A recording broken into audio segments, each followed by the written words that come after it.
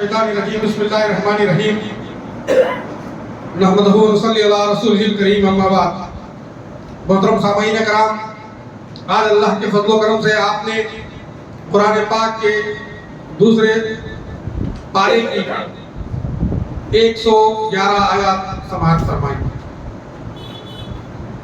آپ نے کل سنا سورۃ البقرہ میں 286 آیات ہے، 40 رکوع ہیں، 6121 الفاظ ہیں اور 25619 حروف ہیں. ان آیات میں ابھی آپ نے جو سماعت فرمائی ہے، میں مختصر سا اس کے ہیڈنگز آپ کو پیش کرنے کی سعادت حاصل کروں گا. آج ہم نے جو قبلہ تبدیل ہوا تھا وہ آیت سماعت فرمائی. عصر کا وقت تھا، عصر کی نماز میں حکم ہوا کہ قبلہ خانہ کعبہ کی طرف کر دیا گیا ہے. اسی طریقے سے اللہ نے آپ صلی اللہ علیہ وسلم کو حکم دیا کہ آپ جہاں کہیں بھی رہیں اپنی عبادتوں میں اپنا رخ بیت اللہ کی جانب کر لیں. پھر اہل ایمان کو اس بات کا حکم دیا گیا کہ وہ اللہ کا خوب کثرت سے ذکر کرتے رہیں. صبر و صلات کی تلقین کی گئی کہ صبر اور نماز کا دامن تھامنے کی ایک مومن کے لیے اشد ضرورت ہے. رسول اللہ صلی اللہ علیہ وسلم نے فرمایا مومن کا معاملہ بھی عجیب ہے. اسے خوشی پہنچتی ہے تو اللہ کا شکر ادا کرتا ہے اور تکلیف پہنچتی ہے تو صبر کرتا ہے، اور دونوں ہی خصلتیں اور عادتیں اس کے لیے خیر ہیں. پھر حق کو چھپانے والوں کا انجام بتایا گیا کہ جس کسی سے علم کے متعلق سوال کیا گیا اور وہ علمی حقائق کو چھپاتا ہے تو قیامت کے دن اس کے منہ میں آگ کی لگام ڈالی جائے گی. پھر اسی طریقے سے آگے کفر پر مرنے والوں کا انجام بتلایا گیا کہ ان پر اللہ کی لعنت ہے، فرشتوں کی لعنت ہے، روئے زمین پر سارے انسانوں کی لعنت ہے. ان کے عذاب میں کسی بھی قسم کی تکلیف نہیں ہوگی اور نہ ان کی جانب دیکھا جائے گا. پھر اللہ فرماتا ہے کہ لائق عبادت صرف اللہ ہی کی ذات ہے. اہل ایمان اور اہل کفر کی محبت کا فرق بتایا گیا اور شیطان کی شرارتیں اور حلال کو حرام کرنا ان چیزوں کی طرف اشارہ دیا گیا کہ شیطان کی یہ شرارت ہے کہ وہ برے کاموں اور فحش و منکرات ہی کا حکم دیتا ہے اور ہماری زبانوں سے ایسے بول نکالتا ہے جس کا علم نہیں ہوتا. کفریہ شرکیہ بول، ناشکری کے الفاظ، یہ شیطان کے کارنامے ہیں. عزیز ساتھیو، پھر حقیقی نیکی کیا ہے؟ اللہ نے اس بات کا ہمیں حکم دیا ہے کہ حقیقی نیکی یہ ہے کہ اللہ پر، یوم آخرت پر، فرشتوں پر، کتاب انبیاء پر ایمان کامل رکھنا اور ہمیشہ اللہ کی خوشنودی کے لیے قریبی رشتہ داروں، یتیموں، مسکینوں، مسافروں اور مانگنے والے غلاموں اور قیدیوں کو آزاد کرنے کے لیے صرف کرنا، نمازوں کی پابندی اور زکوٰۃ کی ادائیگی کی جائے، عہد و پیمان کی پاسداری کی جائے، ابتلا و آزمائش اور مصیبتوں میں صبر کیا جائے. دراصل یہی لوگ سچے ہیں اور یہی لوگ متقی ہیں.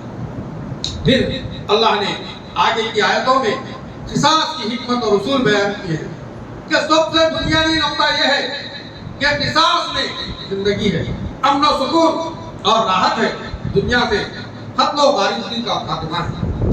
پھر وصیت کے احکام بتلائے گئے کہ وصیت کے اندر دراصل یہ حکم آیات موارث سے پہلے کا ہے، جہاں مرنے والا مختلف لوگوں کے لیے وصیت کرتا تھا، لیکن بعد میں اللہ نے وراثت کے احکام ہی نازل فرما دیے اور یہاں اب ایسے رشتہ داروں کے بارے میں وصیت کی جا سکتی ہے جو وراثت میں شامل نہ ہو یا راہ خیر میں خرچ کرنے کے لیے وغیرہ کی امداد بھی مقرر رکھی گئی ہے.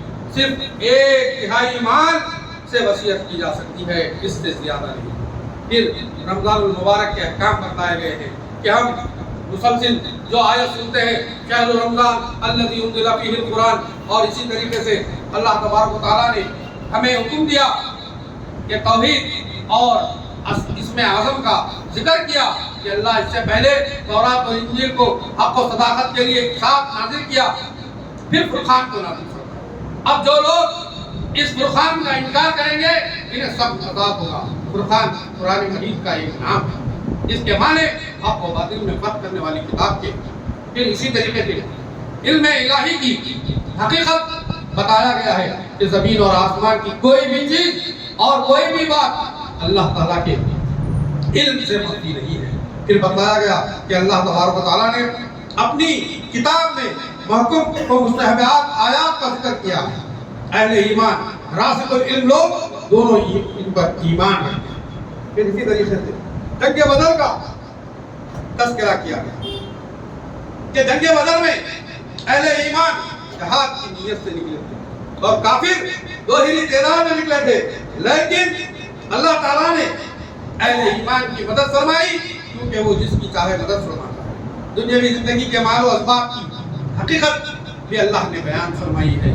پھر اللہ تبارک و تعالیٰ نے بتایا کہ اللہ کے سوا کوئی بندگی کے لائق نہیں ہے اور عروج زوال کا مالک صرف اللہ ہی ہے۔ مومن کو کا چھوڑ کر غیروں کا ہم نوا نہ بنائیں۔ اللہ فرماتا ہے کہ مومنین کو چھوڑ کر کسی بھی کافر کو ہم نوا و ہمراہ دوست نہ بناؤ۔ پھر محبت الہی کی اہمیت بیان کی گئی اور اس کے بعد مباہلے کی دعوت دی گئی کہ اہل ایمان کو مباہلے کی دعوت دی گئی کہ عیسیٰ کے بارے میں جو بھی حقائق ہیں اس پر مباہلہ کیا جائے۔ اہل کتاب کو دعوت توحید کی حقانیت کی جانب بلایا جائے جس سے وہ خود مکلف تھے۔ پھر حضرت ابراہیم علیہ السلام کے بارے میں بتایا گیا۔ پھر اس کے بعد آیات الہی کو بیچنے کا عذاب بتایا گیا کہ وہ لوگ جو اللہ سے کیے گئے عہد و پیمان کو توڑتے ہیں اور اللہ تعالیٰ کی باتوں کو دینار و درہم کے عوض بیچتے ہیں، ان کا کوئی بھی حصہ قیامت کے دن نہیں ہوگا اور نہ اللہ تعالیٰ ان سے بات کریں گے، نہ ان کا تزکیہ کیا جائے گا۔ ان کے لیے تو رسوا کن عذاب ہے۔ پھر اللہ تبارک و تعالیٰ نے بنی اسرائیل سے محمد صلی اللہ علیہ وسلم پر ایمان لانے کا عہد و پیمان دیا تھا جسے انہوں نے توڑ دیا۔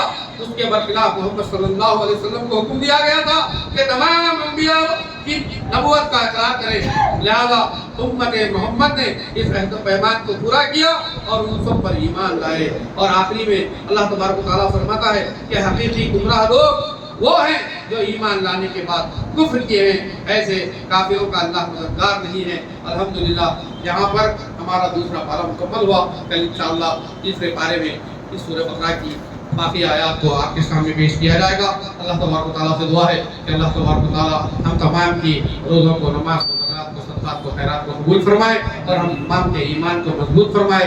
ہم تمام کو جب تک رکھے عزت سے رکھے اور تمام کا خاتمہ ایمان پر فرمائے، اور جب اس دنیا سے جانے کا وقت آئے تو ہم تمام کی زبانوں پہ کلمہ طیبہ لا الہ الا اللہ محمد رسول اللہ صلی اللہ علیہ وسلم فرمائے۔ سبحان ربک رب العزت عما یصفون و سلام علی المرسلین والحمد للہ۔